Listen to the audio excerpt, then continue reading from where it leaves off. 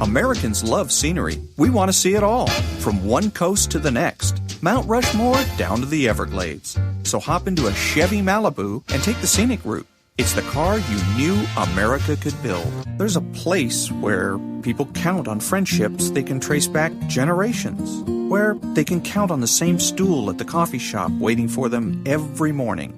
This place is called Glen Ellen, and you can find it in every bottle of Glen Ellen wine. This is craft brewed Herman Joseph's, the smoothest, easiest drinking specialty beer in the entire solar system. And I believe you'll find drinkable in the dictionary right after don't order a beer you can't drink. Zoingo! Boingo! The freestyle pogo with more boing, more bounce. Bounce further, bounce higher with Zoingo Boingo. To see what makes Arrowhead Mountain Spring water different from those other waters, you have to go back to the source. And with Arrowhead, that means going back a little farther and longer than most. Between security challenged and security strengthened, there's one important word: how. And it is the how that makes all the difference to our nation and our world. Lockheed Martin. We never forget who we're working for. What makes Kraft Singles so good? 2 out of every 3 kids don't get the recommended amount of calcium. But with Kraft Singles, they get a good source of calcium and the taste they love. Kraft Singles. Magic every single time. Throw boring overboard with a new real meal from Long John Silver's. A meal worthy of a plate, just $4.99. Only at Long John Silver's. We may not all be geniuses, but we can all do something smart. Introducing the Hyundai 199 Sonata Lease. It's a smart deal on a really smart car.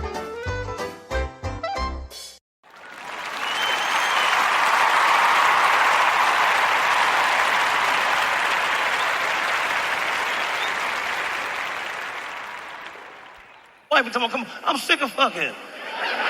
No, but you ain't gonna bullshit. I can't do it like I used to. I used to be good. I ain't good like that no more. My shit is quick, fast. My wife gonna tell me, I'm gonna get a young man. Go get the motherfucker. I don't give a fuck. Go get him. And I'll watch. I swear I'll watch. You ain't gonna kill me, man. It don't take all day to fuck all day. 45 minutes. What the fuck is for 45 minutes? What the fuck am I trying to prove here? What? Good morning. It's Saturday, Rules Saturday, November the 29th, and this is The True Conservative. Welcome to all the butchers, bakers, and candlestick makers out there. I'm Ron, your host, and the only true conservative in the United States today. So today, after the Serenity Prayer and the patriotic song of the day, we will have no free lunch, motivation, meditation, and the return of the primitive. All that and more when I get back.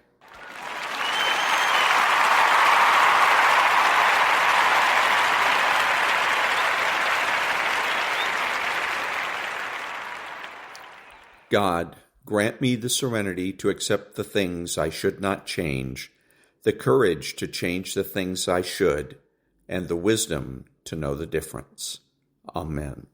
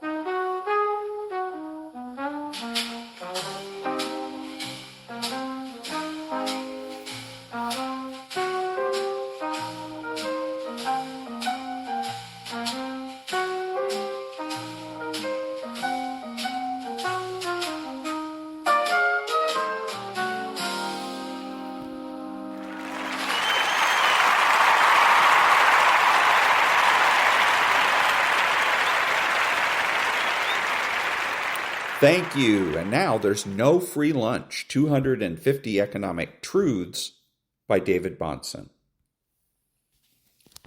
Practically all government attempts to redistribute wealth and income tend to smother productive incentives and lead toward general impoverishment. Henry Hazlitt. The economic crime of redistribution is not merely the confiscatory nature of it. It is what happens to incentives in a free society. The redistribution aim in modern economics marginally reduces incentives, but incentives for what? Well, the incentive to work, to invest, to hire, and to create, for starters. So if the aim of economic policy is to discourage work, investment, hiring, and innovation, aggressive redistribution is a good place to start. And that's There's No Free Lunch by David Bahnsen. Back in a minute.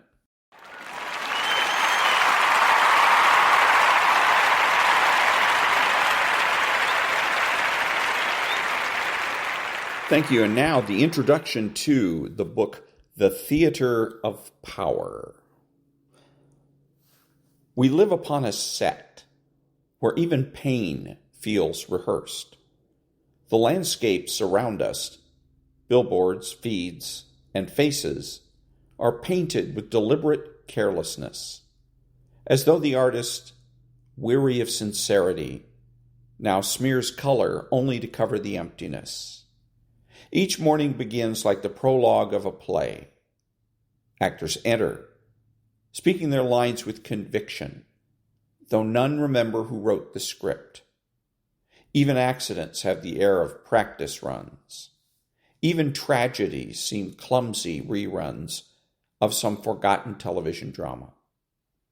The world has stopped being a space for living. It has become a stage. And on this stage, power has taken the seat of director. But the curious thing is, the director no longer demands obedience. He doesn't need to shout or threaten. It's enough that the actors keep acting. He doesn't coerce. He arranges the light. Power no longer enforces. It performs. It behaves as if it governs. And that pretense is sufficient. The audience doesn't just believe, it participates willingly, providing the illusion of consent, applauding at the right moments, smiling on cue. Guy Debord, the grim French prophet of the 20th century, whose melancholy was soaked in cheap wine and ruthless lucidity, once foresaw this. He said a time would come when life itself would be reduced to spectacle. He didn't mean it metaphorically. He meant that everything would turn into images, and those images would become our only reality. Whether anything genuine lay beneath them would cease to matter. What counted was the light, the angle, and the editing. Meaning would give way to form, decision to choreography, emotion to facial expression. It would not be power that created reality, but the image of power that created its illusion. In such a reversed world where every meaning is a reflection of a reflection, truth becomes nothing more than a brief moment of falsehood, a crack on the polished mirror of appearances. Diversity turns out to be a palette of variations on the same illusion. Opposites are costumes. Contrasts are lighting effects. And the stage, this glowing, ever-changing stage, is the only remaining form of existence. A performance is not just a show. It's a mechanism that transforms human life itself into an image. It doesn't lie in the usual sense. It replaces. It doesn't hide reality. It renders it irrelevant. Once an act, a word, a gesture becomes an image, it loses its authenticity. Life is substituted by its likeness. It is no longer an imitation of being. It is being itself, under the condition that being and seeming have merged completely. Yet, if one's gaze deepens, if instead of looking to reveal, one chooses not to look at all, the spectacle starts to disclose its essence. It doesn't simply disguise reality, it shows its absence. It isn't deception, it's denial made visible. The brightness of appearance declares, there's no life here anymore. And this luminous emptiness is precisely its function. The performance then is not built upon a lie someone believes in. It rests on a collective agreement to reject the authentic. The only way to break it is not through protest, but through refusal, to fall silent, to stop playing, to avert one's eyes, to leave the spectacle without an audience. In that strange quiet, something crucial becomes visible. Behind this simulated life lies emptiness, and beyond that emptiness, something still unnamed. We're no longer prisoners of chains or walls. We're willing captives of the stage. We act in the play because we cannot imagine another form of existence. This is not tragedy, it's farce, a melancholy joke. Every role has already been cast, and, as in all amateur theater, everyone plays someone else. The banker plays justice, the journalist conscience, the general diplomacy, the philosopher marketing.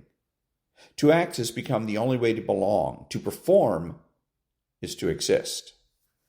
This, then, is the thread that runs through what follows. How did power stop being an institution and become an image? How did it remain at the center while losing all substance, become the ghost of its own machinery? How did life, once a collection of unpredictable rhythms, collapse into a single endless scene?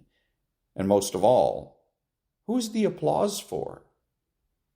In the spectacle, in Debord's sense, or the spectacle in Debord's sense, is not merely a grand performance or a media circus. It is the structure of modern life itself, not an event, but an environment. Not a show, but the operating system of a world governed by representations, commodities, and screens. It is a form of power sustained not by force, but by fascination. It doesn't demand belief, it demands attention. It doesn't hide life. It replaces it with its broadcast. Politics becomes imagery. Love becomes a photograph. Protest, a marketing campaign. Religion, a lifestyle brand. The spectacle is not a conspiracy. It's a condition. It doesn't need to deceive because its truth is the deception. It thrives on the gaze. It asks nothing of us except that we keep watching. And as long as we do, the show goes on. Debord defined the spectacle as a social relationship between people, mediated by images. Everything once direct, alive, and immediate is turned into a thing, a commodity, a representation. Reality retreats behind its reflections in human beings. Once participants are reduced to spectators of their own existence. But even in that definition lies the possibility of an escape. The performance cannot be destroyed, but it can be neglected. One can refuse to play along, to look, to wait for the finale. The performance exists only while it is being watched. Isn't the spectacle, then, merely a new name for old problems? Ideology, manipulation, alienation, media noise. Isn't this just Marx and Nietzsche rewritten for the age of Instagram? At first glance, yes. Debord's spectacle certainly includes familiar elements, power that governs through images, markets that turn everything into commodities, media that replaces truth with coverage. None of this is new. What's new is the lens, the way these elements fuse into a single logic, a single architecture of perception. For Debord, spectacle is not a metaphor. It is a diagnosis. It doesn't decorate meaning. It exposes its nakedness. The spectacle isn't merely the curtain drawn across society. It is society itself, reorganized around the primacy of appearance. Everything, including the individual, becomes an image, a function, a consumable surface. Debord's gesture is radical not because he accuses the world of lying, but because he shows that life itself has become propaganda, that truth and falsehood are no longer opposites, only stylistic differences. Critics often dismiss the concept as too abstract, too totalizing, too bleak. They expect from it some political roadmap, some practical alternative. But Debord is not an engineer of solutions. He is a saboteur of illusions. His critique is not... It is interruptive. He doesn't design a new stage. He trips the lights and pulls down the curtain. He didn't rename the old. He named something that had never existed before. A world where power no longer oppresses, but entertains. Where domination doesn't silence, but dazzles. Where prohibition gives way to suggestion. The concept, then, is anything but empty. It is disturbing precisely because it leaves us without ground. It provokes not agreement, but unease. It asks the only question that still matters. If everything has become image, where can the authentic still reside? This book does not aim to expose, to protest, or to moralize. Those gestures, too, have become part of the spectacle, absorbed, quoted, monetized, and forgotten. Critique itself has been cast in the supporting role of the performance it seeks to condemn. My purpose is different: to wander through this theater of power, to study its props and lighting, to watch the actors who have forgotten they are acting, to find, perhaps, the fragile backstage where something underperformed still breathes. If all this is a show, then someone must, at last, have the courage to turn off the lights. And that was The Theater of Power, Politics, Ritual, and the Economy of Appearance. Back in a minute.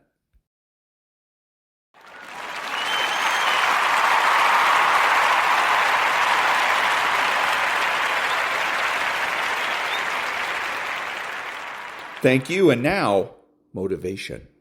Those days that you don't want to do anything, where you're too tired, too sore, you just don't feel like it, those days, those are the days that count.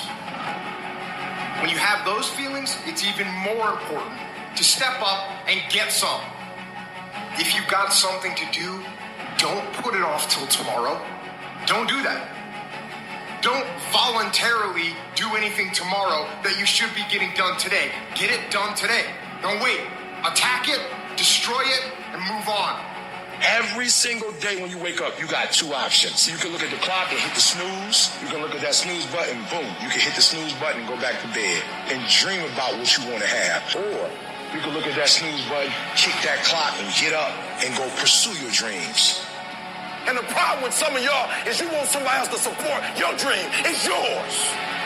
I don't owe you a dime. It's your dream. If you want it to happen, get your butt up and make it happen. If you want it to happen, rise and grind. If you want it to happen, you're going to have to do what I do, and that's get up at 3 o'clock in the morning. And you're going to have to act like you got all the energy in the world. Why? Because this is my time. This is my moment. Tomorrow, tomorrow, tomorrow. Ain't no such thing as tomorrow. We only got today. Greatness will cost you something. It's going to cost you some time. It's going to cost you some energy. It's going to cost you some sacrifice. It's going to cost you some resources. It's going to cost you some hours of your life laying down, paying the price, going the extra mile, doing what other people are not willing to do. Greatness is not cheap. Greatness always costs more. That's why there's not many people who achieve greatness. They're not willing to pay the price. That's the kind of attitude you need. That's the attitude of a winner.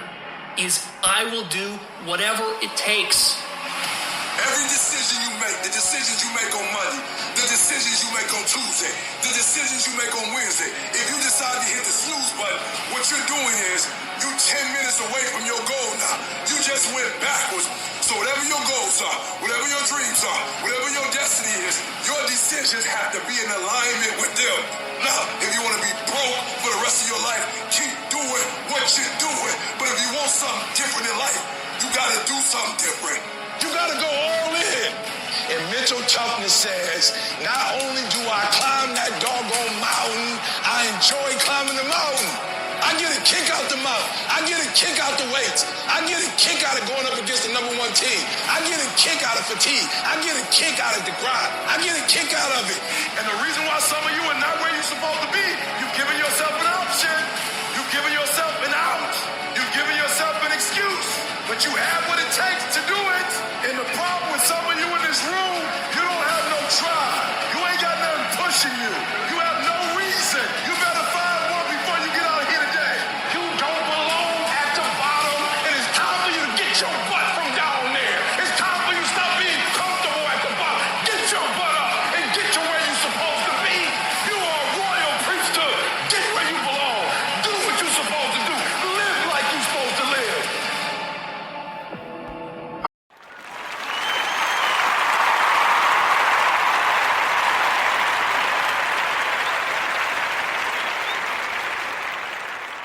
Thank you. Now a little bit of meditation.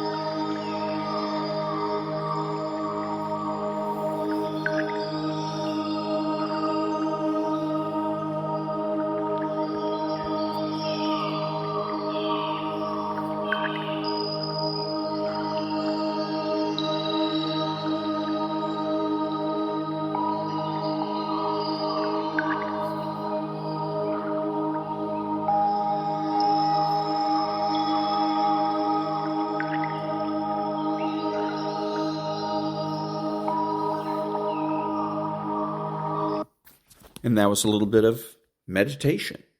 Back in a minute.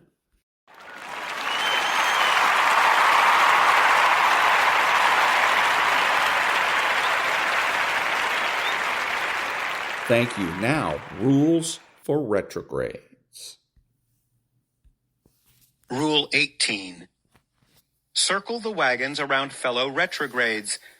Come readily to their defense when they're in trouble. This rule is the obverse of the exhortation to never frag a fellow retrograde, yet it deserves its own space on our list. While refraining from doing something negative is one thing, it's quite another to actively strive to do something positive. Affirmatively defending retrograde compatriots is necessary if we are to prevent our cause from being damaged by personal attrition at the hands of radicals. It's worth remembering that radicals selectively target the most effective and intimidating retrogrades for political hit jobs and character assassinations. They assail those whom they fear most. As such, we must have a robust system of defense in place. We must cultivate a NATO-esque an attack on one is an attack on all mindset, a seamless entente. We must insulate each other from the smear tactics and yellow journalism so characteristically wielded by radicals. We are too few to lightly abide casualties. What does circling the wagons look like in practice? When allegations about the misconduct of a fellow retrograde are being bandied about, go to the accused directly and solicit his side of the story, his defense. If his defense, taken on its own, is adequately plausible, extend to him the benefit of the doubt. Believe him and steadfastly advocate his story before the court of public opinion if the opportunity presents itself. If no opportunity to step forward in defense of an ally manifests, then a dignified silence is acceptable, since it does no harm and still carries with it an assumption of solidarity with one's fellows. If one has no direct or conversational knowledge about the pending allegations of misconduct, but is confronted with questions about the situation, then he ought to take the defensive talking points that he has heard secondhand, and using common sense and inductive reasoning, apply them the best he can, given his limited knowledge. Where right reason allows, the retrograde must fix his will on believing allies and disbelieving enemies. All things equal, the word of a retrograde should vastly outweigh the word of a radical. We know that the man who is trustworthy in small things is also trustworthy in larger things. It stands to reason that the word of a pro-life, pro-marriage Christian man is to be believed over a godless pagan radical. It should be noted at the outset that there are exceptions to this rule. Unlike the radical, the retrograde knows he is bound by the eternal moral law and by the dictates of a well-informed conscience. He cannot blindly defend the illicit acts of his peers simply on the basis of political expediency. Such a notion should be shunned by the man of high character. As such, when a preponderance of evidence suggests that a fellow retrograde has indeed committed grave transgressions involving moral turpitude or felonious breaches of criminal law, then it is appropriate to quietly withdraw one's support for the embattled retrograde, or even discreetly counsel him to take leave of the public eye, repent of his misdeeds, and if applicable, resign his position of public trust. Unless the disgraced retrograde has given rise to a public scandal, there is no moral impetus to rebuke him publicly. Quite the opposite. When it is necessary to rebuke our allies, we should strive to rebuke them privately, away from the voyeurism and prying of the media. Do not give radicals further ammunition that they can detonate on the retrograde cause. Where only venial and superficial transgressions have been charged to a fellow retrograde, we should dedicate our communication to pointing out the absurdity of wasting time and resources hyper-scrutinizing trifles. We must also pause here for a scholium. Just because we ascertain that a retrograde ally is guilty of misconduct does not mean that we must blindly accept the sanction or redress that radicals suggest for his punishment. Just because a man stands rightly accused doesn't mean he stands rightly sentenced. Nor is it a marker of lack of humility for a wrongdoer to admit his guilt, but quibble with an undue or overly harsh chastisement. In order to maximize their political gain from the mistakes of their opponents, radicals will always press for the most draconian measures to be imposed on an errant retrograde. It is here that fellow retrogrades must instantiate the perfect nexus between justice and prudence, while allowing for and even welcoming the application of just punishment to a wrongdoer. Retrogrades must never allow their shame and embarrassment to turn them into a kangaroo court that rubber stamps even the most inapt and overly harsh punitive measures. In our haste to uphold law and order, we shouldn't allow ourselves to begin prescribing the death penalty for parking violations. It is in the realm of the application of justice that mod cons falter to the highest degree. This is also where radicals make the most hay. Too often, in the wake of a scandal, mod cons are overly anxious for their political party to be out of the spotlight and to have the news cycle pivot to less humiliating fare. As such, they accept, without a fight, the unduly harsh penalties proposed by radicals more interested in making a winning political play than in seeing justice borne out. This human sacrifice, this friendly fire, must be recognized and resisted. Additionally, due to a nasty streak of superciliousness endemic to mod cons, it's not uncommon for them to openly criticize, read frag, their allies after a transgression has occurred. This sort of opportunistic virtue signaling is to be avoided at all costs. It's as if naive mod cons think that they will earn the respect of radicals by appearing sufficiently just to mete out chastisement to members of their own tribe. Clownish establishmentarians like Mitt Pierre Delecto Romney are genuinely shocked when they are calumniated by radicals when political circumstances so necessitate. E.g., in Romney's failed 2012 presidential campaign against Obama, then-Senator Harry Reid slanderously accused him of not having paid taxes for 10 years. Despite making a career out of finger-wagging at retrogrades in his own political party to the delight of progressives. Don't fall into this trap. Radicals will not hold the traitorous mod con in higher regard than the rest of his ilk. Instead, they'll happily accept the services of the useful idiot and then discard him when he has naught left to offer. Radicals, on the other hand, excel at rushing to the aid of a fellow radical in distress. They do it mechanically, automatically, without hesitating. Radicals never turned on Hillary Clinton, even in the shadow of scandals like Benghazi, Uranium One, and her email server debacle. Instead, they supported her all the more vigorously.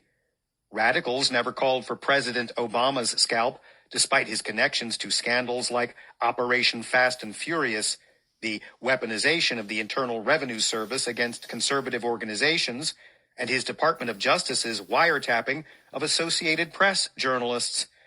They supported him all the more ardently. Radicals categorically refuse to cannibalize their allies, and retrogrades should take a leaf out of their book in this regard, subject to the exceptions set forth above. And that was Rule 18 from Rules for Retrogrades, 40 Tactics to Defeat the Radical Left by Timothy J. and David R. Gordon. Back in a minute.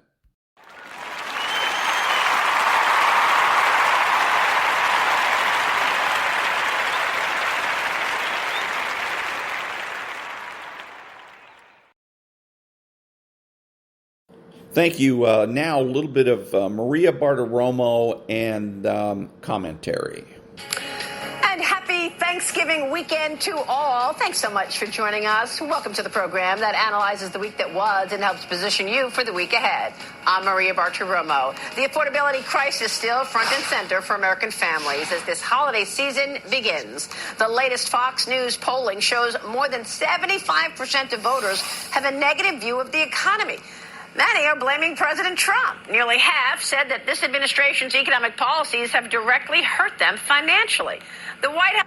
Okay, so Wait a minute. Let's get back to this. Disagrees, saying Republican policies are working.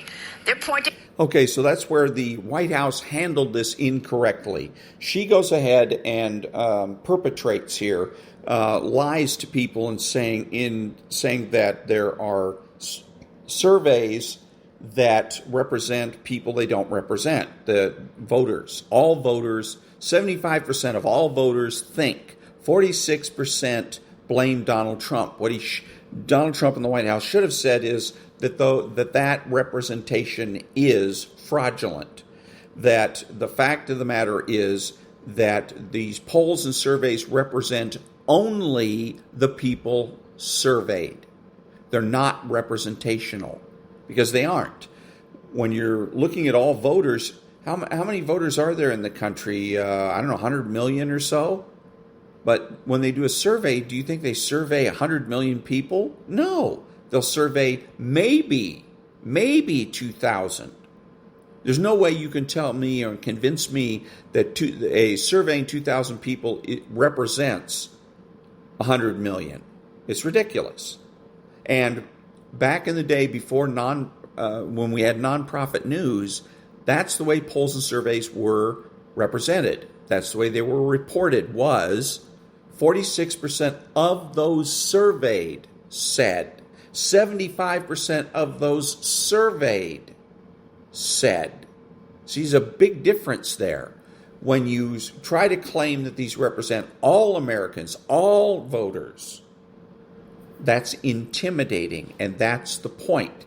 It's designed to be intimidating and to intimidate people, particularly people in power, like the White House. So if the White House wants to do itself a favor, next time, just call out the fraud and say that Maria Bartiromo is committing fraud and that these surveys and polls do not represent who she claims they represent. They represent a much smaller part of the electorate. Let's get back to it. To these slowing inflation numbers. Here's the Treasury Secretary, Scott Bessent. We have slowed inflation, and we are working very hard to bring it down. You know the best way to bring your inflation rate down? Move from a blue state to a red state. Blue state inflation is 0.5% higher, and that is because they don't deregulate. They keep prices up. Energy is higher. All of this comes as consumer confidence. Okay, so we'll basically stop it there. But Mr. Bessent is missing something. Part of the inflation issue is interest rates. Bring interest rates down, inflation is going to drop as well. Because remember, businesses borrow money to conduct their business. The more they have to pay to borrow that money, the more we're going to have to pay for their products and services. So in the short run, if the White House wants to reduce costs, make sure that the Fed is lowering interest rates. They should be doing this every month or every time they meet to make that decision, whether it's monthly or quarterly, whatever it is, they should be dropping it at least a quarter point every single time and keep dropping it, and that will go a long ways to reducing inflation. Back in a minute.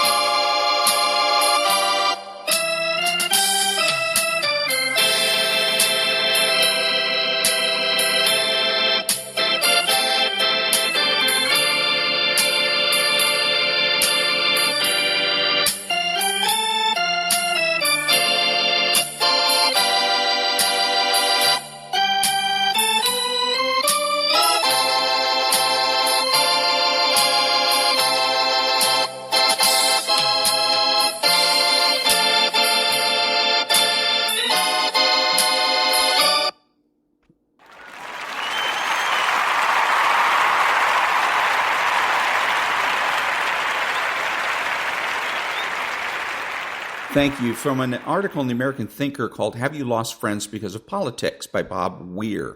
First paragraph. Recently, during a social gathering, someone who reads my column regularly asked me if I had lost any friends because of my political conservative leanings.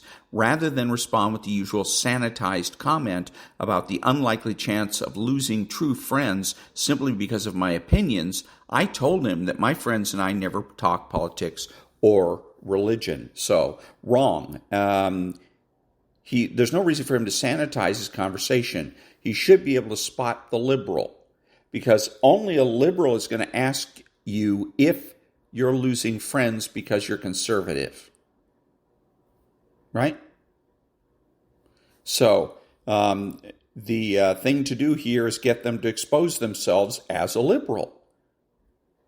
You could ask them, you're a conservative, right? And if they don't say anything, which they probably won't, because they don't want to admit that they're a liberal because that gives away the game, then you know for sure, he is a liberal. Hey, you know what? I've got some other things to do. Bye-bye. And walk away. Don't allow yourself to be provoked. You don't have to explain. You have nothing to explain. Conservatives are normal people. We're not the ones that have to explain. It's the left, the liberals. They have to explain about everything.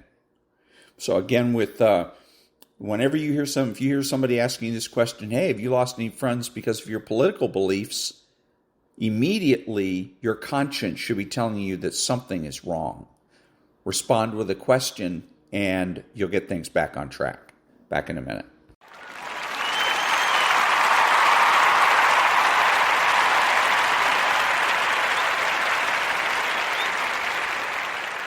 Thank you. Now, the next section of Chapter 6 of The Return of the Primitive. By every crude or subtle means available to the adults whom he cannot understand, that the most important thing in this peculiar world is not to know, but to get along with the pack. Why? No answer is given. He does not know what to do. He is told to do anything he feels like. He picks up a toy, it is snatched away from him by another child. He is told he must learn to share. Why? No answer is given. He sits alone in a corner. He is told that he must join the others. Why? No answer is given. He approaches a group, reaches for their toys, and is punched in the nose. He cries in angry bewilderment. The teacher throws her arms around him and gushes that she loves him. Animals, infants, and small children are exceedingly sensitive to emotional vibrations. It is their chief means of cognition. A small child senses whether an adult's emotions are genuine and grasps instantly the vibrations of hypocrisy. The teacher's mechanical crib-side manner, the rigid smile, the cooing tone of voice, the clutching hands, the coldly unfocused, unseeing eyes, add up in a child's mind to a word he will soon learn: phony. He knows it is a disguise. A disguise hides something. He experiences suspicion and fear. A small child is mildly curious about, but not greatly interested in, other children of his own age. In daily association, they merely bewilder him. He is not seeking equals, but cognitive superiors, people who know. Observe that young children prefer the company of older children or of adults, that they hero worship and try to emulate an older brother or sister. A child needs to reach a certain development, a sense of his own identity, before he can enjoy the company of his peers. But he is thrown into their midst and told to adjust. Adjust to what? To anything. To cruelty, to injustice, to blindness, to silliness, to pretentiousness, to snubs, to mockery, to treachery, to lies, to incomprehensible demands, to unwanted favors, to nagging affections, to unprovoked hostilities, and to the overwhelming, overpowering presence of whim as the ruler of everything. Why these and nothing better? because these are the protective devices of helpless, frightened, unformed children who are left without guidance and are ordered to act as a mob. The better kinds of actions require thought. A 3-year-old delivered into the power of a pack of other 3-year-olds is worse off than a fox delivered to a pack of hounds. The fox, at least, is free to run. The 3-year-old is expected to court the hounds and seek their love while they tear him to pieces. After a while, he adjusts. He gets the nature of the game. Wordlessly, by repetition, imitation, and emotional osmosis, long before he can form the concepts to identify it. He learns not to question the supremacy of the pack. He discovers that such questions are taboo in some frightening supernatural way. The answer is an incantation vibrating with the overtones of a damning indictment, suggesting that he is guilty of some innate incorrigible evil. Don't be selfish. Thus, he acquires self-doubt before he is fully aware of a self. He learns that regardless of what he does, whether his action is right or wrong, honest or dishonest, sensible or senseless, if the pack disapproves, he is wrong, and his desire is frustrated. If the pack approves, then anything goes. Thus, the embryo of his concept of morality shrivels before it is born. Thus, the embryo of his concept of morality shrivels before it is born. He learns that it is no use starting any lengthy project of his own, such as building a castle out of boxes. It will be taken over or destroyed by others. He learns that anything he wants must be grabbed today, since there is no way of telling what the pack will decide tomorrow. Thus, his groping sense of time continuity, of the future's reality, is stunted, shrinking his awareness and concern to the range of the immediate moment. He is able and motivated to perceive the present. He is unable and unmotivated to retain the past or to project the future. But even the present is undercut. Make-believe is a dangerous luxury, which only those who have grasped the distinction between the real and the imaginary can afford. Cut off from reality, which he has not learned fully to grasp, he is plunged into a world of fantasy playing. He may feel a dim uneasiness at first. To him, it is not imagining, it is lying. But he loses that distinction and gets into the swing. The wilder his fantasies, the warmer the teacher's approval and concern. His doubts are intangible. The approval is real. He begins to believe his own fantasies. How can he be sure of what is true or not? What is out there and what is only in his mind? Thus, he never acquires a firm distinction between existence and consciousness. His precarious hold on reality is shaken, and his cognitive processes subverted. His desire to know dies slowly. It is not killed, it is diluted and swims away. Why bother facing problems if they can be solved by make-believe? Why struggle to discover the world if you can make it become whatever you wish by wishing? His trouble is that the wishing also seems to fade.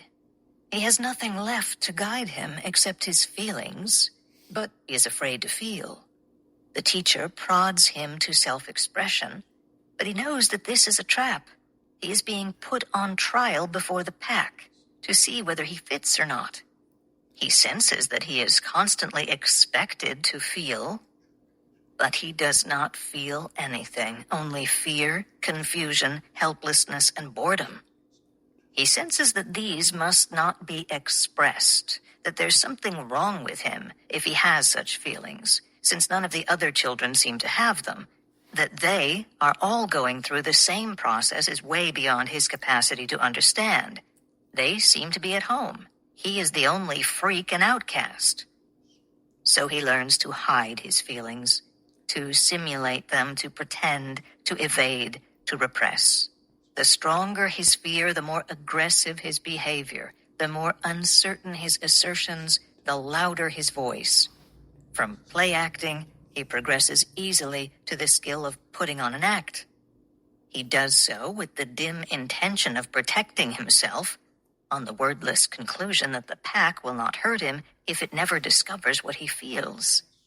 He has neither the means nor the courage to grasp that it is not his bad feelings, but the good ones that he wants to protect from the pack. His feelings about anything important to him, about anything he loves, i.e., the first vague rudiments of his values. He succeeds so well at hiding his feelings and values from others that he hides them also from himself. His subconscious automatizes his act. He gives it nothing else to automatize. Years later, in a crisis of identity, he will discover that there is nothing behind the act, that his mask is protecting a vacuum.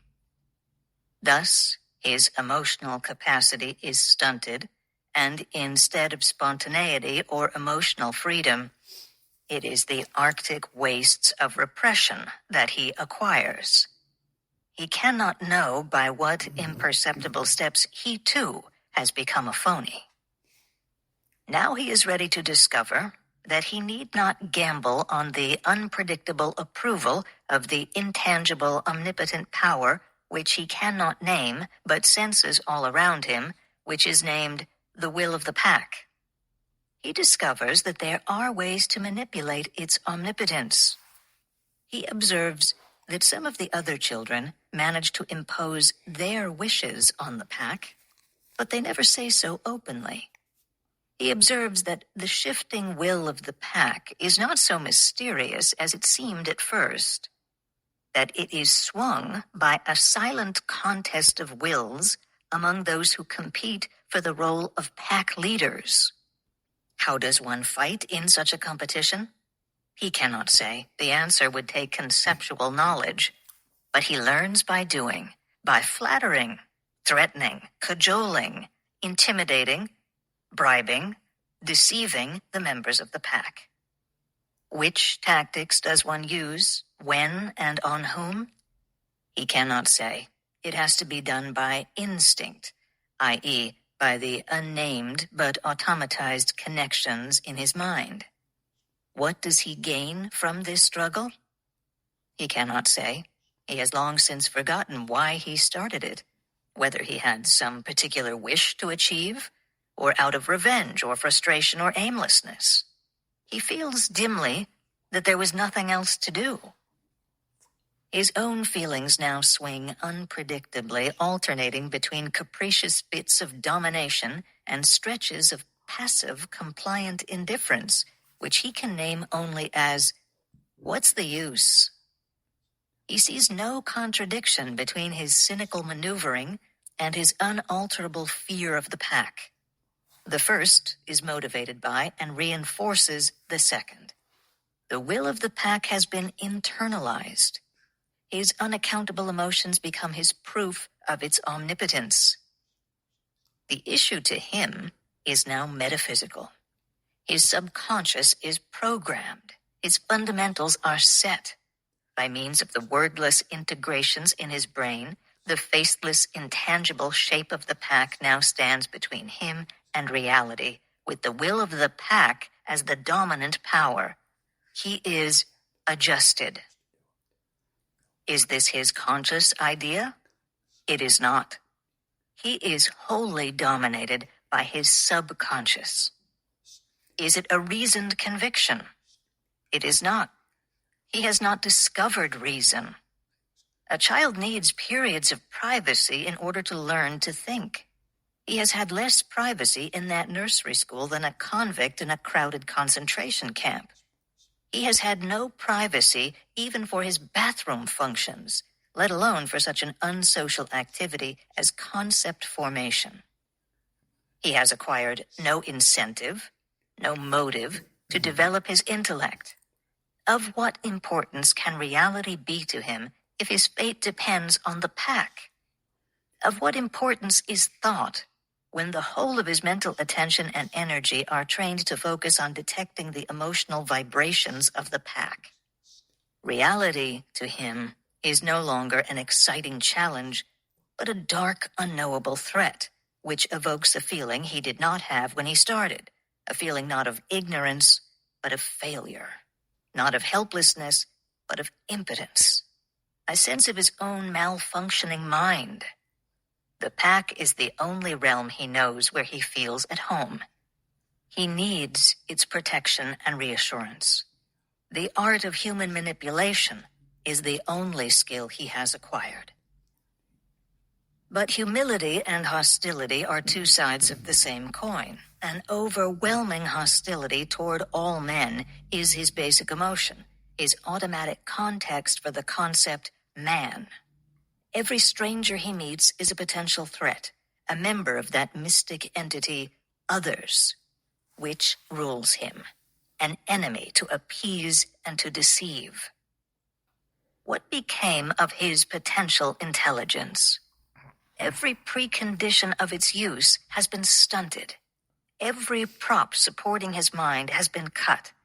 He has no self-confidence, no concept of self, no sense of morality, no sense of time continuity, no ability to project the future, no ability to grasp, to integrate, or to apply abstractions, no firm distinction between existence and consciousness, no values, with the mechanism of repression paralyzing his evaluative capacity.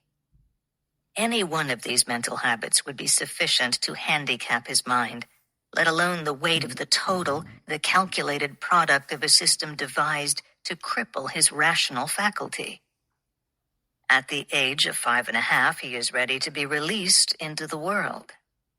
An impotent creature, unable to think, unable to face or deal with reality, a creature who combines brashness and fear, who can recite its memorized lessons but cannot understand them, a creature deprived of its means of survival, doomed to limp or stumble or crawl through life in search of some nameless relief from a chronic, nameless, incomprehensible pain. The vase can now be broken. The monster is made. The comprachicos of the mind have performed the basic surgery and mangled the wiring, the connections in his brain. But their job is not completed. It has merely begun. 2. Is the damage done to a child's mind by a progressive nursery school irreparable? Scientific evidence indicates that it is, in at least one respect. The time wasted in delaying a child's cognitive development cannot be made up. The latest research on the subject shows that a child whose early cognitive training has been neglected will never catch up in intellectual progress with a properly trained child of approximately the same intelligence, as far as this last can be estimated. Thus, all the graduates of a progressive nursery school are robbed of their full potential, and their further development is impeded, slowed down, made much harder. But the progressive nursery school does not merely neglect the cognitive training that a child needs in his early years. It stifles his normal development. It conditions his mind to an anti-conceptual method of functioning that paralyzes his rational faculty.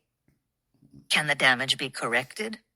Or is the child doomed to a lifetime of conceptual impotence? This is an open question. No firm answer can be given on the present level of knowledge. We know that a child's bones are not fully formed at birth.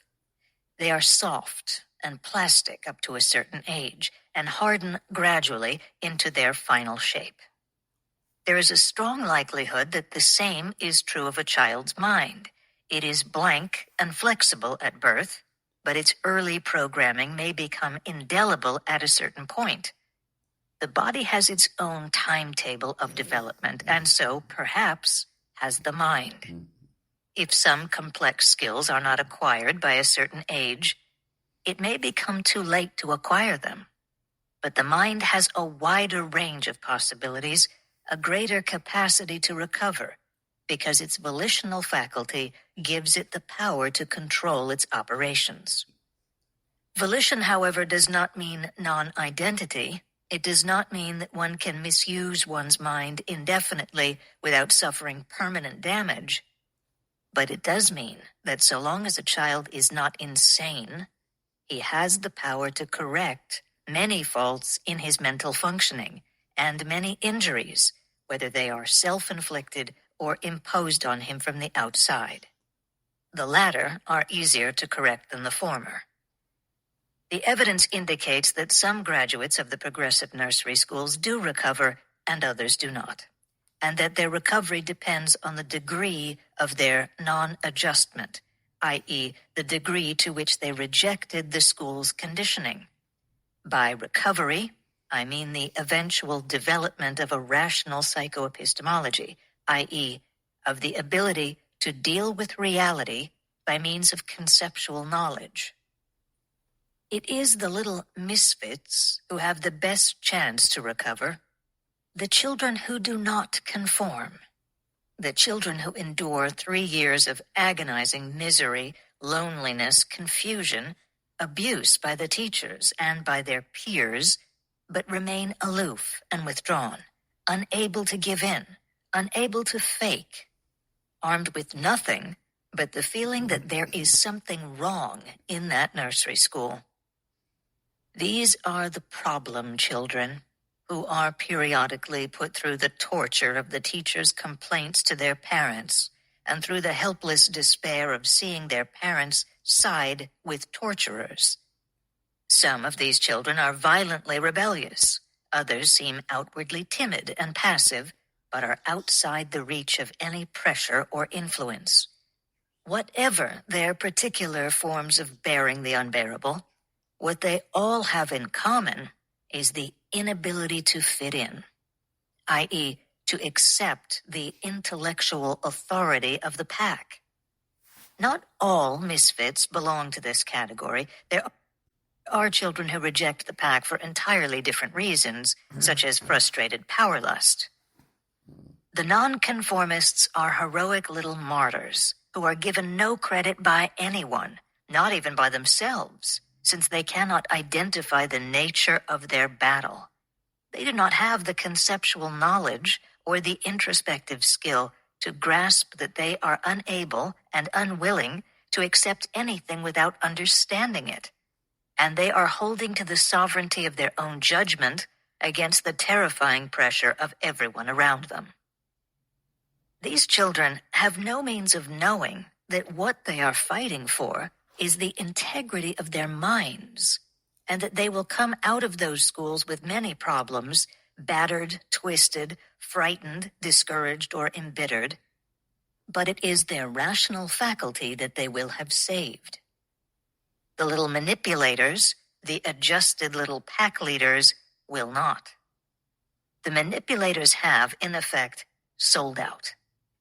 They have accepted the approval of the pack and or power over the pack as a value in exchange for surrendering their judgment. To fake reality at an age when one has not learned fully to grasp it, to automatize a technique of deception when one has not yet automatized the technique of perception, is an extremely dangerous thing to do to one's own mind. It is highly doubtful whether this kind of priority can ever be reversed. The little manipulators acquire a vested interest in evasion. The longer they practice their policies, the greater their fear of reality, and the slimmer their chance of ever recapturing the desire to face it, to know, to understand. The principle involved is clear on an adult level. When men are caught in the power of an enormous evil, such as under the Soviet or Nazi dictatorship, those who are willing to suffer as helpless victims rather than make terms with the evil have a good chance to regain their psychological health. But not those who join the GPU or the SS. Even though the major part of the guilt belongs to his teachers, the little manipulator is not entirely innocent. He is too young to understand the immorality of his course, but nature gives him an emotional warning. He does not like himself when he engages in deception. He feels dirty, unworthy, unclean. This protest of a violated consciousness serves the same purpose as physical pain. It is the warning of a dangerous malfunction or injury. No one can force a child to disregard a warning of this kind. If he does, if he chooses to place some value above his own sense of himself, what he gradually kills is his self-esteem. Thereafter, he is left without motivation to correct his psychoepistemology. He has reason to dread reason, reality, and truth. His entire emotional mechanism is automatized to serve as a defense against them. The majority of the progressive nursery school's graduates represent a mixture of psychological elements on a continuum between the nonconformist and the manipulator. Their future development depends in large part on the nature of their future education. The nursery schools have taught them the wrong method of mental functioning. Now, they are expected to begin acquiring mental content, i.e., ideas, by such means as they possess. The modern educators, the comprachicos of the mind, are prepared for the second stage of their task, to indoctrinate the children with the kinds of ideas that will make their intellectual recovery unlikely, if not impossible, and to do it by the kind of method that continues and reinforces the conditioning begun in the nursery school. The program is devised to stunt the minds of those who manage to survive the first stage with some remnants of their rational capacity, and to cripple those who were fortunate enough not to be sent to a progressive nursery. In Comprachico terms, this program means to keep tearing the scabs off the wounds left by the original surgery and to keep infecting the wounds until the child's mind and spirit are broken. And that was the second part of Chapter 6 of Return of the Primitive by Ayn Rand, the Anti-Industrial Revolution, read by Bernadette Dunn. And I want to say, ask you, does this sound like the selfish extremist that Dr. Leonard Sachs described in his book? It doesn't to me. Back in a minute.